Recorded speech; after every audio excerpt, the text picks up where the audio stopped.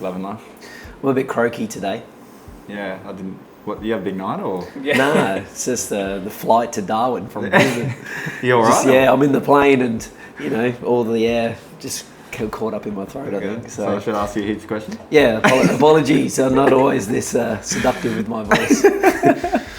Sound like a chainsaw, right? Oh, well, yeah. Sound a bit like Darren Lockyer. Full listing praise. Yeah, seriously. I'm just going to roll with it, eh? So, for the viewers and listeners who don't know, Josh and Jakey, real estate agents, killers, friends of mine. So I thought we'd get them on because, as human beings, I respect you both a lot, but you're both legends, so I reckon we'll have a few good yarns. So I'm a bit more of a legend than Jake, though. Sure. We're going to get in that today. Yeah. I want to get into this. So, you guys play football, your entire life. Who was the better one growing up? Depends what day it was, eh? Yeah. It depends what kind of game, because Jake usually got sent off early. So. Yeah. I was definitely a little bit more aggressive on the field, let's say. Well, yeah. We played against each other a few times, didn't we? So, I was always like a defender. Josh was always just a bit of a glory hunter, scoring all the goals, taking all the penalties. Someone had to do it, though. Someone had to do all the work. I was waiting for someone else to step up, but, It's pretty similar today in our real estate career. I'm in there just making sure everything's done properly, putting in all the hard work, and Josh just comes in for the glory. Does the listing presentations and the video. You're the rock, he's the rock star. Exactly. On the heart and soul of the team. Yeah, I get it. Listen, to be honest, I would actually prefer your role. Oh, But that's the crazy part, it's for a good team and, for anything, everyone's got to have their roles, they've got to know what they've got to do and they've got to do them well, But that's what we do, we understand our strengths and our weaknesses and we just roll with it. Yeah, okay, cool. Especially on the soccer field. Yeah. So what's the age difference between you boys? 1 year, 9 days. Okay, so you play in different age groups then, so you probably didn't play in the same team until you're a little bit older. Yeah, from about 16 we were in the same team though. I was always playing up just because they were like, oh, he's a bit better than your average, so they'd always want me to be in that team. Even in school, I was playing for the older team in school because they're like, fuck, grab him out of the younger ones. But Australia, soccer, it was average as anyway, So when we were coming from England, we were 15 played first team. So there wasn't really an age group past 16. It was just you guys were in the so you got in when you were 15?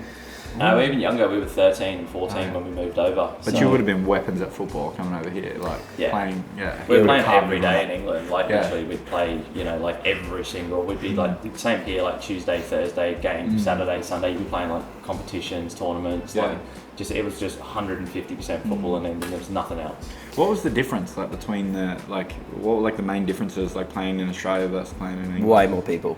Yeah. It's the same. Yeah. But thousands of people, and here you've got 50 to compete with. Yeah. Oh, gotcha. So there's just they can't even tell who's the best players. Yeah. It's just they know your dad, sweet, you're in. Oh, is it? Well, a little bit like that because there's so many that are just very, very similar. There's a few that stand out, obviously, but it's more about who you know and the luck of the draw and how you played that day that the coaches turned up. But everything in England is football. It's religion.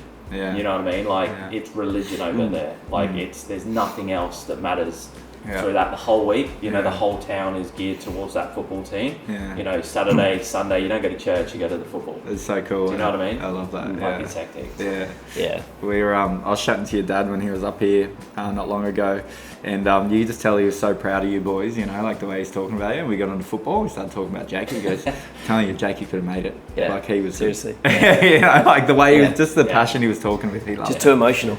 Yeah, well, I think when you're younger, you think you want this other life, and if somebody would have sat you down and said, trust me, this is a way better lifestyle to be living, because we're doing the same thing now. We want to go to the gym all day and you don't want to train and be healthy, and it's if you knew that as a kid, but then you're oh, what about girls and alcohol and partying, and you get caught up and you think that's what you want. Do you know what I mean? And you literally think that's because I haven't done that, and we were pretty disciplined back then, to be fair. We would literally not go out Friday night because we had football on the Saturday, and then after Saturday was done and you'd be oh, let's have a beer and go out into town. But if you someone like your old man or your mum or someone sat down and trust me, you want to be doing this. But Jake wouldn't listen to anybody, to be fair, because I was you are the best centre back going round. He's I want to play up front. Yeah. And I'm bro, you need to play centre back because you when you play centre back we win and you kill it. And he's that's boring. Yeah, And I'm yeah. like, oh, I for get God's it. sake. Yeah, you I know? was like 16 playing a roast out, and I was like the sweeper, and they like gave me the captain's armband, and I was Yeah. like running through the whole team, but I'd like run Yeah. from sweeper to like forward and back, and Yeah, like, they're yeah. like, what's this guy doing? Yeah, Just yeah. being a full nutter, like just running around swearing at everyone. Yeah, But then like Red. flip out, when you And then flipped they out on took the the ban field, on me, you know, yeah. like that was the Yeah. thing, because they couldn't handle that. They were Yeah. like, why's this guy flipping out so much? You Yeah, know, like yeah.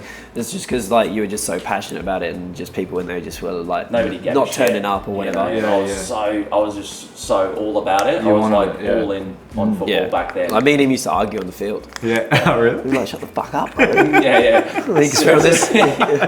No, we can't Yeah. actually. This is Oh, PG. Yeah. cut that out. But I'm just like, what are you doing, man? Like, Yeah. seriously, like we used to Yeah. have the biggest arguments on the field. People must think that we were just absolute idiots. We get off and be like, sweet, good game, Yeah, bro. as soon as the game's done, you're sweet. You Yeah. know what I mean? But Yeah. like, if I'm like, if you're stepping on, if you're putting that shirt on, like, if you're playing, like, let's fucking, Yeah, let's yeah, go. yeah. You know, like, I was all about it. I was like, I don't really want you to, even if you're like hungover or something, I don't care. I'm like, as Yeah. long as you go 150%, like, you can make up for it. It's all Yeah, good. yeah.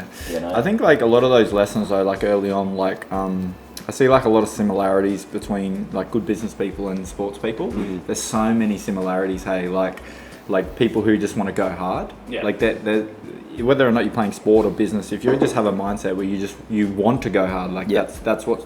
It's like you're not going to work going, I hope I work hard. It's like no, I want to go and work hard. I Yeah. want to get early. Yeah. Like when you have that, Yeah. it's so hard to beat. Well, it's the first thing you need in like life, you know. Yeah. Like if they haven't got this like sort of, I always call it like a chip on the shoulder sort of thing. It's like if they haven't got this want to like prove a point or do something Yeah. or like achieve something, it's like Can't you just find that you can feel it on people, you know. Like you see them and you're like, these guys just don't want it. It's just too easy. Like there's a plan B for them or something like that. Yeah. You know, you can just see it in them, and it's like you're gonna be okay, but Yeah. you're never gonna be great. Yeah. You're just gonna be okay. Yeah. You know, and then if you add efficiency Yeah. to that next level, so if Yeah. you got to have that want and that hunger, but then if you can get real efficient, like these days I am not as wanting and as hungry as what I used to be, Yeah. but I am when I'm there efficient. You know, so I get in, these are the calls I make, this is the structure I do, this is how I roll, this is so I can do the whole day's work quicker because I'm not fucking around. Yeah. So what about like influence from your dad, man? Like I speak to your dad and he's like such a good dude, man. Like as a person, like he's so good, Yeah. but he's also a weapon Yeah. to have in your business. Yeah. Like, Yeah. what was he like growing up as a dad? Like, what was it like? I think it's workhorse. awesome. Yeah, he was just a workhorse. Like because we used to live in England, and he'd have his own he had his own plumbing company called GS Gas Services. So and he used to be a weapon bro. Like Yeah. there was no like computers or anything back Yeah. then. Really, you know, Yeah, like yeah. so he'd have everything organised in like folders and like so Yeah, he'd be the like beast. any receipt he'd just be like and Yeah. like he'd have it all set out and you're just like man this guy's just really organised. Yeah, you can't teach that. Just But really he was organised. just like taught us work ethic. The same with our mum. Like they were Yeah. both just absolute Yeah. workhorses growing up. Yeah. Like Yeah. like they would, if something needed to be done, it would just be done. Like there was just no mucking around. And just get Yeah. onto it. But Gaz would like go to work. He would come home. He would then like spend a little bit of time with us, but then he'd be in the office like doing work. You know, go to work again, and then we'd be renovating the houses after. Like we'd be moving in and out of houses non-stop. So for us, like our parents, they just were like, this is how you're going to get it done. You know, it was Yeah. like go hard, like, Yeah. and they just showed us like this is what you do, and you Always just turn up and go for taking it. us to football games and practice and Yeah. you know like there was never like figure it out yourselves. It was always like they were just getting in and getting it done. Yeah, like even with Gaz's work schedule and how, you know, like Lorraine would be there for every single thing we did. Like she would come to every game. Yeah. Like same with Gaz. If he couldn't be there was something going on. Like Yeah, there yeah. was something like, but he would be at every game. Gaz like was there nearly every time. every training session. Like So good. they would Yeah. come watch everything. You know, so Fit that they were all in. there, right there with us. Yeah. It's so important, man. Like I think, like that side, like you're talking about, like how you're moving houses all the time, and you were like they would work, and then also make sure they're at the game, and this like it's about creating something like quickly. So it's like, okay, we're renovating this, we're going to support our kids, we're going to work hard, but there's no like sort of off button, which is sort of what you guys operate like. Yeah. So that's probably where it comes from, you know, where you're just like, oh, we've done this yet, what's next? We've done this, you know, which I just think is just so cool. And like your dad is like quite humble as well. You know, like Yeah. it's obviously incredible what you boys have Right, created. he like He's takes super like humble. he's like minimum. He wants like no money, like Yeah. minimum wage. Doesn't want for Yeah. anything. He's like he was embarrassed to buy like a $60,000 car. Like he's like they're just like they're not spenders. Like they just don't want for anything. Yeah. you know, like they're all they Where'd you want. get it from? Yeah, yeah. Well, someone's got it. Someone's got it. Yeah. But I think I they get want ranked, things for other reasons. Like I want them to obviously have like I like nice Yeah. things. I like the nice houses, the nice cars. But I also want to bring everybody with me and show everybody like this is what we can do. This is what we can get. This is what we can achieve. Like for real. Like I don't have to work anymore. Yeah. I could quit tomorrow and be absolutely fine. But I want Jake to be mega wealthy. Like I want the people around me to be successful and wealthy. true. So it's like, is the residual income enough for you yet? No, it isn't. So let's go again. So we need to get it to this number. So then you got that spot. But then when you've got enough residual income, does this person have enough residual income? No, let's keep going. You know, so it's not about me trying to make more money. It's trying to make sure everybody that's got a piece of this has got enough money. So that, because money isn't everything in life, but it just relieves this I don't even like money has never been a thing for me. Like even when I didn't have money, you used to say it to me all the time, and you're like, yeah, but you think differently because you've got money and like all this sort of stuff. Because when we were growing up, like I was a little bit more successful, but it's just because of my mindset. And it was like, but I was like, but you don't, and I was like, yes I do. I prove it every time because money wasn't it, we weren't doing this for money. It was like just do the right thing. Josh was just really committed when he was doing real estate compared to me. So like Josh on a Friday would be back at the office making phone calls, and I'd be hanging out with my mates doing things that weren't going to get me listings or business. So and then I would, when we'd have that meeting, it'd be like, yeah, but it's easy for you because you've got the money, so it's an easy decision. And you know, like Gaz and Ray would say the same kind of things. They're like, yeah, it's easy for you, Josh, because you got money. And it's like, well, no, like I've sacrificed and I've put the hours in, and that's why I've got the money. And it's like, you know, I always was looking for an excuse. Like I'd always look for an excuse back in the day of like, yeah, but this or this. And that excuse mindset was just slowing me down so much. And I think basically what happened within our business is we had this moment where we were like, all right, we're going to need to like all come together and really like support. Because it's not, like Josh said, it's not about the money. You know, it never has been about it. Was the money for the start? That's what we thought it was about. But then it was like, no one gives a fuck about the money. It's about the support and making sure your family's all right. And like you said, building something that's bigger and getting a good team around you like you boys have got here as well. You know? Yeah, it's so true. Like that, I think like everyone has a different journey, you know, and it clicks at different times for people. So some people need to go through what you went through. So I went through a very similar journey to you, where I still make excuses sometimes, but I needed to go through this journey where I was like, what is going on, until it clicked, and I was like, what am I doing with my life? Whereas there's some other people that just have it. It's just like, well, not just have it, you've worked hard, but some people just figure it out earlier, you know, and those, we see people like Arjun like this, we see people like the boys back here, they've all figured it out. So I think it's just a journey, and what's interesting to watch is like, some people wait all their 20s to figure it out and then go 30 and then leapfrog everybody who's been doing it for 15 years. It's so interesting to watch every person's it's journey. just making a commitment. Like Josh always knew that he wanted to be a real estate agent. Even when he wasn't, he was like, fuck, I wouldn't mind being a real estate agent. He was always like, how do I get into that position? And he's like, what do you want to do? And I was like, I don't know, bro. Like, I didn't make it at football. You know, I'm not going to work at Coles for the rest of my life. And he's like, here's a job, go get this down at Ray White at Vicky Point, and then like the rest is pretty much history. But even for that like first 5 years of real estate, I just floundered around and I was just fucking around. I always knew exactly what I was going to do, like from day one, and like, and I told everybody as well, and I told them all the whole way through about what was going to happen, and I still tell it today about what we're going to do next, and how big this thing's going to get, and where it's going to go, and that's what I keep trying to tell to everybody. I'm like, just talk it. Like when I got here today, I said, what's the plan, boys? What are you up to? You know, because I want them to tell it, I want them to say it, because the more you put it out there, the odds are it's going to happen, and especially if you keep telling it everybody, this is what's going to happen. But we knew, I was like, I'm going to be #1 agent in Ormiston. I knew we were going to open up an office. I knew we were going to eventually own a brand. I knew we were going to build a team. I knew this is what we were going to do. Like I just knew the plan. I knew the play, you know. So, but again, I don't know why, and I don't know where that sort of stuff comes from, but yeah, like you say, everyone, they get it at a different time, and they can have it in a different way as well. But I just think like with this world, like it's not like some people call it like manifestation or whatever. It's like it's just literally like being so tunnel vision. Like everybody, like they want to be like so good at so many different things. You know, they kind of want to be like well rounded and want to be good at this, and it's like. That's just, like for me, like that stuff will come when you're older. You can do sort of a bit more time learning and reading books and all that sort of stuff. But right now, we just need to get real good at like 2-3 things. And all that really is being fit and strong and, you know, being good at real estate really and business.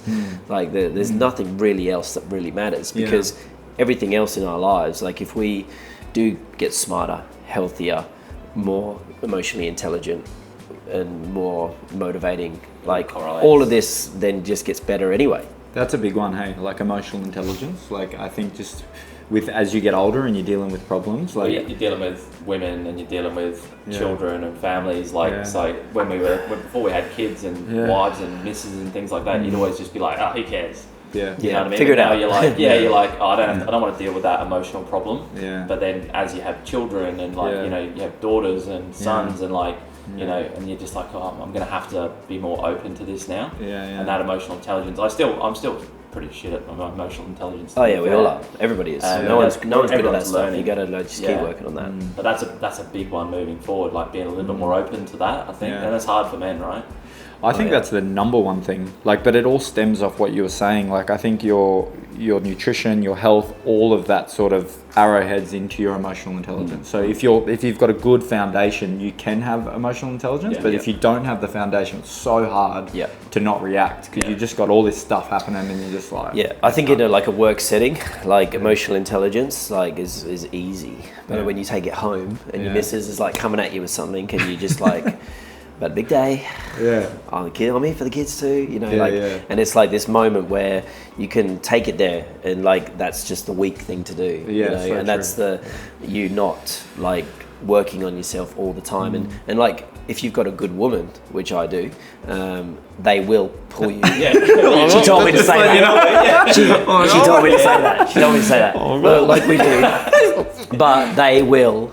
Pull you up on this stuff, and they will make you better, won't they? You know, like if your missus just lets you get away with that and talk to you however you want, and like just let you walk all over them, like they're not wanting you to be better. Yeah. So that lady's probably going to leave you if you don't have that person anyway. So as a team, like your partners, they're just making you better. They're keeping you accountable all the time. But then if you're getting it better at that at home, you get even better in the workplace. Yeah. So it's just like. All of this stuff just can come together, but it's like we're getting older now, you know, I'm 38 years old, 37, 38. 6, yeah. I'll say 6. I think it's something. That's why it's so great. It's coming. But, you know, like, it's like, it's just the improvement game that I think we're all in. I think you hit the nail on the head when we're driving here. You said, like, just, you know, sometimes I just don't have that energy. Yeah. You know, and this industry is all about energy, right? Yeah, so you're doing back-to-back appointments from, say, 9 till 6, and then, like, your energy bar's full at the start of the day. You get home and it's empty, and then you're like, you're in your safe space, and you're just like, and then the kids want the energy, and the wives want the energy, and you're just like, fuck, like, and you're still trying, you know, but sometimes it just comes across that you're like, you know, but you just run out, your energy bar is low. Yeah, I think it is, hey, but like, I think like with my partner anyway, like what she does with me, which is really good, sometimes she'll just give me a break. She'll just be like, don't react to what he just said, and he'll come back. And usually when we put the kids to bed, I go, I was wrong there. I shouldn't have said that. I'm really sorry. And she has that level of like calmness where she can go, well, actually don't test him right now because this could go anywhere. But also has that time where she's like, no, I need to step in right now because this is, I don't know if you guys feel the same, but sometimes I feel it, and I know when I'm in the shower, I'm having a shower, it's like, I've just got home at like 8 o'clock at night or whatever. I finished like a massive day and I just kicked off, and I'm in the shower and I'm just like, first thing I'm going to do when I get out of here is just say, I'm sorry. Because like I was like, everything, I've just kept my shit together just to get into the house. And then like just one thing, like it might even just be like, hey, just make sure you turn the light off it's just that one thing. It's like, and I'm just like out. I'm done. So it's like it's like the home life is like probably the most important part, really, because if like that's all over the shop, like it's so hard to like be good at work, and like you know. So if you can master that, but that's a never-ending battle, really. So true, it's like you got to put the work in every day because the girls they want that, you know, like, and they need that. But the you know, we've done a bit of work over the years with like personal development and all that sort of stuff. And Corey, who I was linking up with from Set the Standard, he's like the first thing that you should be doing when you get home is like connecting with your misso, you know, like just going straight over and just like having this moment with her. Where are you? Checking in with them, being like, where are you at? Like, so it's like they're like, now they know that you care. And so then if you're having that moment with them, everything else should be good past that, because they might in that moment be like mad stressed, crazy, and you're not ready to take it all in, so they're just like going to drill it on you if you're not listening. So if you just fully just go boom, and it might take like 5 minutes, it might take 10 minutes, it might take 15, whatever. But I think like if that happens with your missus, like I reckon that solves the night. Well, I also think it solves a little bit in your brain too. Like just having your partner there, knowing that, like, not to be like this, but sometimes it just feels like they're a bit of a safety net. Like you just get home, you're like, oh, I can just be me now. Not that I'm not me, but like, you know. So like sometimes you get there and you do hug them, or they just little things. Like for me, I love if dinner's cooked. So like for me, like dinner cooked at home, I'm like, that's like the biggest thing. I'm like, oh my, yes! You're like, the one less thing I have to worry about, you know? So I think it changes in your brain if you go over there and give them a hug. You're like, you just feel different. I don't know what it is. Oh, definitely, because well, they're doing the harder slog than what we are, like hanging out with like the kids all day. You know, like I would rather go to work. Like to be honest, like I love my kids, but like to spend a whole day with them, like at the age they're at right now, is mental. It's chaos. We're wired very differently though, men and women. Like it's super hard, but also I see Hannah. She's so good at it, like unbelievably good at it. Like. From day one, she was just such a good mum, and it's just like to watch her do it. It's like I try and do the same thing she does and completely stuff it up. I'm like, what is going on here? Like, how do you do it? And I, anyways, but I think it's so important for sure, the home life. So let's talk about like when you boys were younger, obviously getting out of school and things like that. You know, when you're obviously going into real estate and whatnot.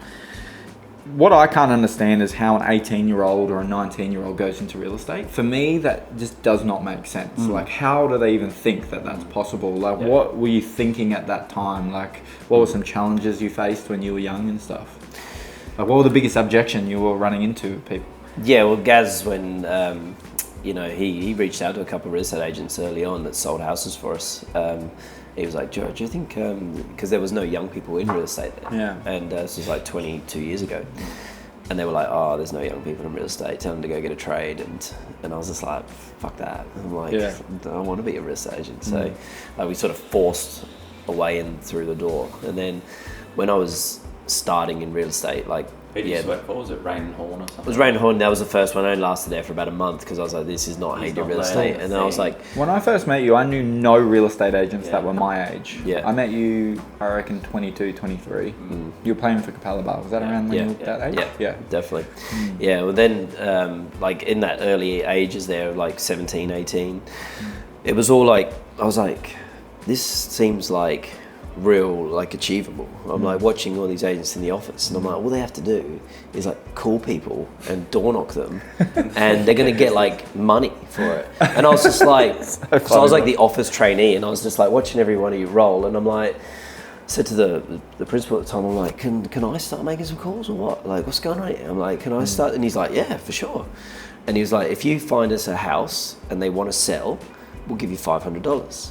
And I was just that's like... That's a shitload of money back then. At the time, especially when you're getting paid like, what, I was getting paid like $270 a week or something. And I was just like, $500. I literally ran out the door, To door knock? I swear to God, that week I gave out, I reckon like 200 appraisals, bro. I literally was glued to the phone. I was like, bum, just non-stop. Gave out all of these appraisals. This is back in the day when you had that, like, Josh had this like book thing that you there was no database. There was no database, so you printed off like a wad of like paper and Josh would home numbers. Through home numbers. No mobiles back then, no emails. So we were just banging out calls on this office phone, crossing them out. I used to like just go for this book and like highlight the ones that I'd answered, said no. It's almost more simple back then too. Yeah. Like, very simple. Yeah, just like literally doing laps on this thing. And I gave out these like all these appraisals. So then I'd like got to the agent like the next week. I was like, how'd you go? Yeah. And he's like, oh, nah, they're not selling. Like, yeah, maybe later in the year, maybe. Just something not like that. giving a Just like, shit. how'd you go? And they're like, oh, didn't even go. And I was like, what? $500 there. Just imagine Didn't a even young go. Joshy, like his face line. So like, I storm into Randall's office and I'm like, wait, like what's the go in? Yeah. I'm like giving out all these appraisals and not a single person secured any. And he goes, well, you can go to the appraisals if you want. And I was just like, I'm in. definitely. Anyway, suited up, like to the max, 18 years old. Suited up. Straight to Tara. Straight to dummy. Straight to Tara. Yeah. Straight. Tara. $100 suit. You know? Still shop No, there. you'd go to Maya back in the day. It was probably TK Maxx, but it wasn't even called TK Maxx back then. Yeah, it was it called was. Trade Secret. That's how crazy. Show me age there. Yeah. And you'd get like a shirt and tie combo, and you'd match them because it was in the packet had a shirt and a tie in one, and you'd be like, oh my god, I'm killing it, Bro, but my first month in real estate, like from trainee, that first year I made like $18,000 or something. Yeah. Like that was my wage. Yeah. First month in real estate I made $35,000. Really? First Holy month dooly. in real estate. Yeah. And back then you used to get 50% of the conjunction if you had the buyer. Yeah. So I was just like, well, these guys not working these buyers. Like, and I was Yeah. like slamming like some 50%ers. I listed 2 properties by myself. They were both like the cheapest homes in the area, but I knew I could get the cheapest ones because like if anyone's going to listen to me, it's going to be people that got the cheapest houses. Yeah. But I was so professional when I walked into these houses. I treated them like they were like the most expensive houses in the area, and then I was motivated and I was like, what's your options here? I was like, well, you're going to go with these old guys, or you're going to come with me, you know? And I was just mega enthusiastic, mega motivated, and they would sign with me, and they were like, everyone's like, how are you getting these? And I was like, just calling them. Like, what are you talking just about? want 'em. Yeah. But like that was so easy back then as well, because like the cheapest ones, like you'd sell them the first weekend because like there was no stock around that price range. So I knew like I was just chasing them down all the time. Well, it was a tricky market, like that one that you came into. Like it was really good then, and then I think it was like it's just turned so bad after that, and we couldn't sell. It was like houses it was for, like a year. It was like a good year, and then it just went off the cliff, you know. Yeah, yeah. And you're like going like sign jumping was crazy back then. So like we would steal these listings off people, and they'd be listed for like $750, and you'd be taking them off as like $400,000, and they'd just like be like, what the fuck? It's the And I'm best just like, traineeship you could have though. Yeah, we went So through good. that market, that real tough market when you couldn't sell homes. So we'd stand at a house for 90 days and you'd meet like one buyer. Yeah. Like nobody was buying houses back then, so you'd have to try and get feedback. So you'd be inviting the neighbours through. So we would just be hustling to get anyone through the house, knowing that we might meet one buyer over that 90-day period, and then we'd have the seller so ready to go for that offer that came in, and then bang, we'd sell it to that person because it was the only time we'd ever get an offer. Like you'd have one shot at it. But it was brutal so we were real real estate. good at it. Like these days, like some of the youngsters, they ring us like it's been on for 7 weeks and like still not sold. And I'm like, bro, it used to have like listings for like a year. Yeah. You know, like it's like it is what it is. Yeah, we used to take our own photos. We used to make our own signs. That is hectic, yeah. You know, like literally, you'd be like down on like the camera, Standing on the car and shit. on the top of the car, getting an aerial shot, and you'd be like, "Oh yeah, that's the one." And you'd like come back and check out this shot that I did, and you'd be like, "That was it." And then you'd literally like get this big stapler back of the office. You'd put like a sticker with your name on it. You'd stamp these And signs together. You'd go bang them out. And like we got young agents coming to our office now, being like, "Oh, like I don't really want to drive out there." We're like, we used to have to take the photos, write the ad, put our own sign up, And- like, do our own leaflets. Like, And there was no crazy. DocuSign, there was no email back then. So man. if you got like 5 people who wanted to offer on the contract on something, around, you'd have to go to all of their places, Yeah. and then the seller would be like, "I want an extra 5,000." Yeah. You're like, "They live at the Gold Coast," and you'd be like, "I'm going." So you drive there like Drive there that night. 9:30 at night on like a That Wednesday night, just to get an initial on a contract. So we were doing this all like It was just hectic, And then it bro. would crash. You'd like get the deal done, and then like a week later, it'd crash on like finance or something. You'd just be like, "No."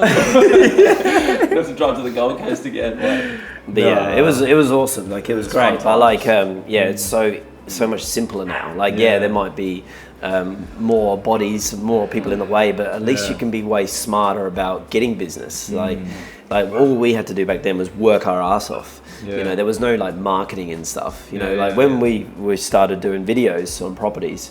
Like I reckon we were up there in Brisbane, the first people to do videos on properties. Like, that'd be you or Dan Lee. Dan Lee was doing them earlier. Yeah, me and Dan always spoke about it, like, because he remembers me and I remember him doing it at the very start. And but when he started, he was actually doing them alright. When we started, it was literally literally like stand in front of a camera. They put it like here, and you'd be like, "Welcome to this home." I remember those videos. They're the worst videos ever. But they blew up. They blew up because all we did was put them on Facebook, and we just spend like $100 on the boost, and we just target our area, and no one was doing it. And you go out on a Friday night, 21-year-old, to like the local bar, and everyone would be like, "That's that real estate guy." That's how you got me. Yeah. You got me through your Mr. Sell TV. Yeah. That's how you got me. TV, baby. Yeah, that's exactly how you got me. Like video is so powerful. That was the next step. Yeah, we then had to bring that media company in-house. Yeah. It's like when we got so busy, we had to like look for help, and that's when we employed Lorraine, our mum, and we employed Gaz, and then we got some structure there and some support, and then we started attracting agents, and then it just starts going, and then it's like add the media, add the now the finance, add the everything, just build this thing out and just make an ecosystem around us. Yeah, Josh's start of his career is a beautiful story. Yeah. Mine is not so beautiful. I was like literally working at Coles, I was 19 years old, and I was like, Gaz is like, "What do you want to do?" I was like, "I've fucking got no idea." I've got no idea. Love that. And Josh was like, they had this Bayside Bulletin back in the day, and he's like, "There's a cadetship in there for Ray White." He's like, calls me up, he's like, "Bro, real estate job, Ray White, Vicky Point, go down there." He goes, "Suit up and take your resume down there." And I was like, "Sweet." So I emailed him, and then I literally suited up, as he said, went down there, dropped it in. I was like, "I want the job, like, what have I got to do?" And then got the interview, and they were like, "Oh, the reason you got it is because you came in. No one else came in." So and Josh was like, "If you do that, you'll get the job." So I got the job. I was with them for like maybe 12 months. They paid for like my license and everything like that. And then Josh was like, Randall, who used to be part owner of Freedom, he's property platform owner. He needed a new PA, and Josh was like, "Randall needs a new PA." I didn't even ask Randall. I said, "My brother will be your new PA." Because his one was about to leave, and I was like, "My brother would be your new PA," and he's like, "What's he like?" It's just like me. Yeah. He's like, and he goes, "Okay, he can be my PA." So I came in, and so it's like Randall, it was pretty easy. Like came in there, and I was like stoked. Josh was like being an agent at the time. Like he was probably the youngest agent in the office. Yeah. And that was, you had Pete at the time as well. And then I was with Randall for like maybe 2 years, I reckon, maybe 3 years.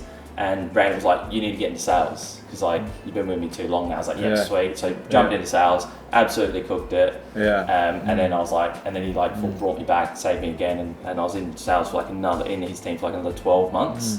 And then after that, he was like, "You need to fucking get into sales now." And then I remember I went into sales, and I was just, again, doing the wrong things. I was, I wasn't making the phone calls. I was going to the pub. I was just doing everything that like, 23, 24-year-old would be doing at that time. I was having weekends off because my diary was chaos. I had to have all this spare time. And I wouldn't be prospecting, I wouldn't be making any phone calls. And there was a story that you sort of told yourself as well. It was like, "But I like to travel." And I was like, "I've got the same holidays with me, bro." I'm like, "I've been going on the same holidays." "Yeah, but I like to travel more than you." And I'm like, "What the hell story There was are you always telling an excuse, There was always an excuse why Josh would do well and why I wouldn't. And I was never like, "It's because you're not making any phone calls." Because Josh is like, "You're more likeable than me." He's like, "So how the fuck are you not getting any more?" I love you, bro. No, but like I used to say all the time, I'm like, "What are you doing, man?" I'm like, "They'll froth on you. You just got to pick up the phone." Even in conversations, like Jake just takes over and everyone's laughing at you and everyone loves you. Like in any group, It was more of a self-confidence thing for me, being like 23, 24 years old. I was just so self-conscious at that time, and you don't even know where it comes from, right? But like I was living at Gaz's and Lorraine's house at the time. I think I moved back into their house, and they had this beautiful house at Wellington Point, like 2-story, bro, like unbelievable. I'm just cruising. I've got like an office in the bedroom downstairs, and I'm literally just full taking the piss. And Gaz comes into the office one day, and he's just like, "Look," he's like, "I've had to think about it." He's like, "You need to get a real job." And I was like, "I've got a real job, I'm a real estate agent."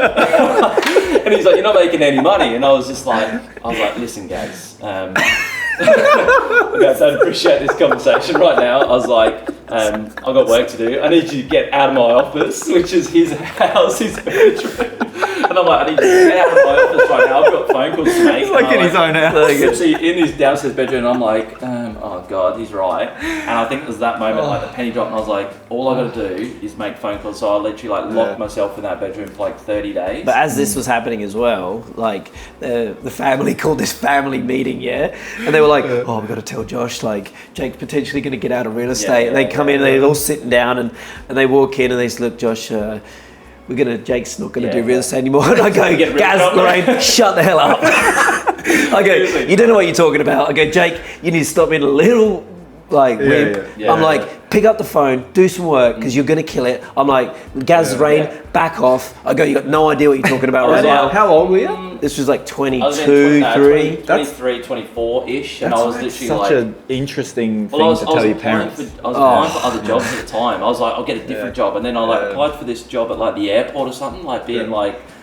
customs or some shit, and I went to this course thing, and I like did the thing, and they're like, all right, now you got to submit this thing, and I think I submitted it, but then I missed another form, and I was like, fucking hell, this is just forms on forms, this is too complicated. And I was like, I'm out, and then we had that meeting. Josh was like, just fucking pick the phone up. And I was like, oh yeah, I'll try that. So I tried that for a month, and then that month I got like 2 buyers to this like estate down at Billerworld at the time, and they'd give you 100% of the commission if you sold one of their spec homes.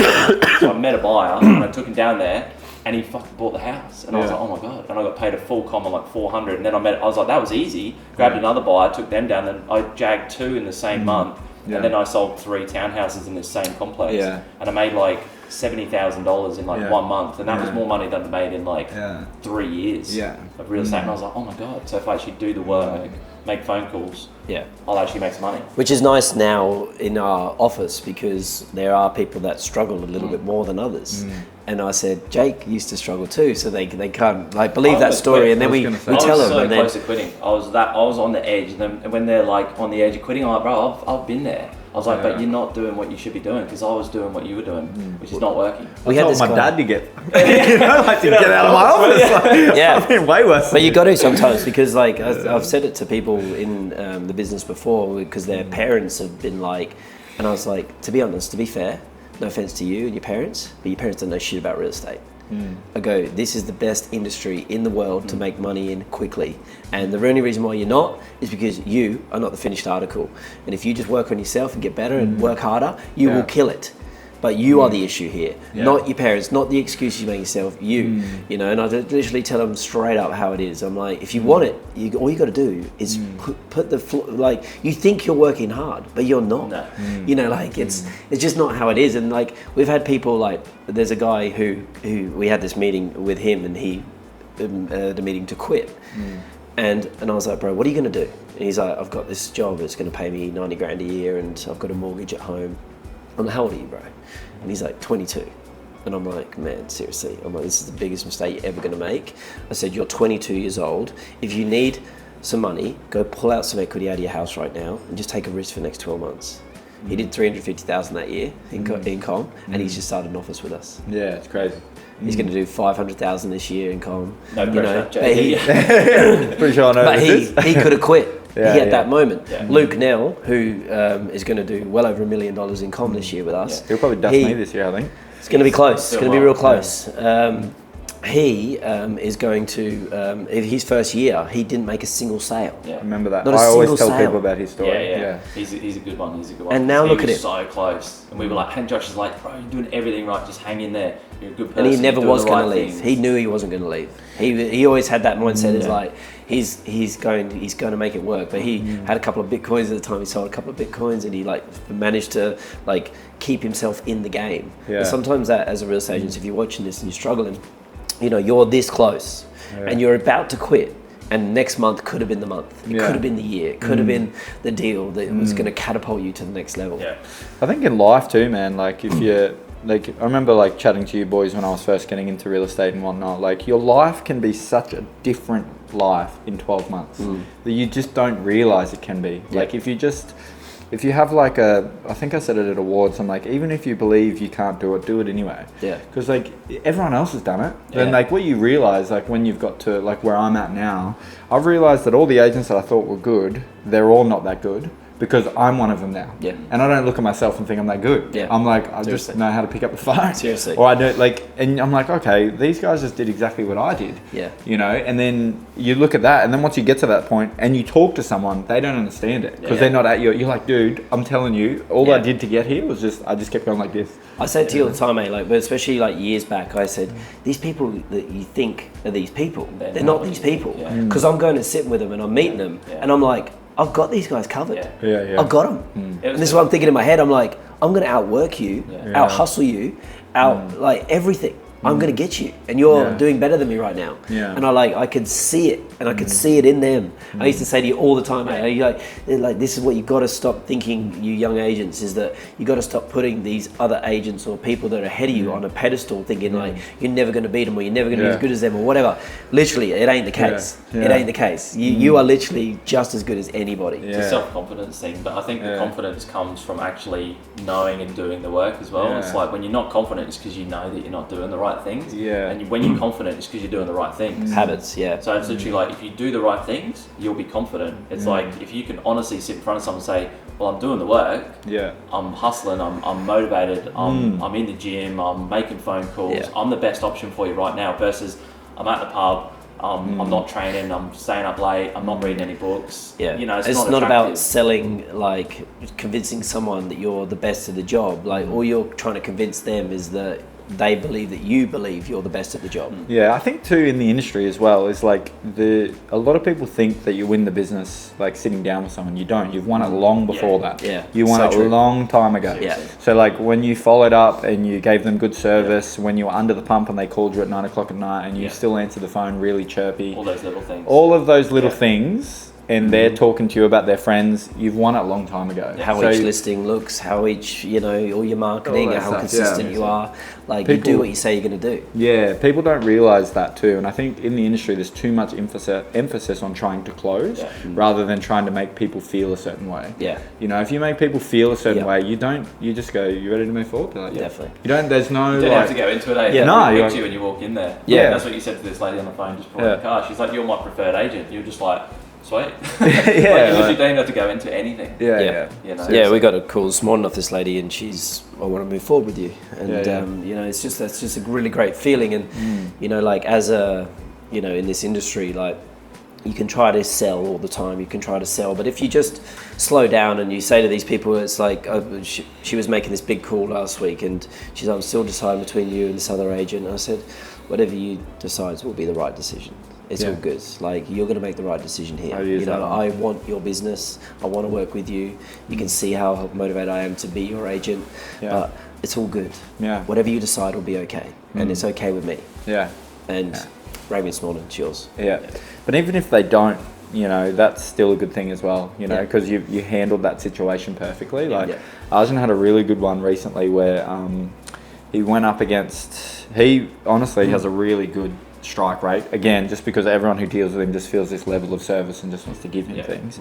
But he had this one where they went with another agent for experience or whatnot, and they had a terrible experience. This person undersold the property. They just were all the service points that they should have been like calling them after open homes and giving them regular updates, giving them good education. So none of that happened. And they've given Arjun like 3 referrals now for people to sell their houses. They're like, use this guy. We should have used this guy. So that's why how powerful it is that even if you do lose business, in a way you can win if you just handle it gracefully. It's a long game. It's like, and that person moved probably to the same suburb or like neighbouring suburb or, like just because you didn't get it this round doesn't mean you're not going to get it. It just wasn't your turn, but if you put the work in, the time in, they just start flowing to you so much more easy. But again, but that's only if you're doing all the things you said you were going to do, because people aren't really picking who they think's the best agent. They're picking who is consistent. It's like, like when you go to the gym, when you turn up, it's like, those guys that are just, you see them there every day and you're like, that's just consistent. Like, I'd rather put my money on that guy than this one that's just turned up looking big. I've never seen him before. I'm going to go with the one that I see at CrossFit every week to beat him right now. Even though he looks the part and he looks good, I'm still putting my money on this guy. Because it's a feeling, right? Because I see him there all the time, and I know this one, and I'm consistent with this one, and it's like, this guy probably might win, but I'm still going to go with him. Bloody oath. Yeah, it's so true.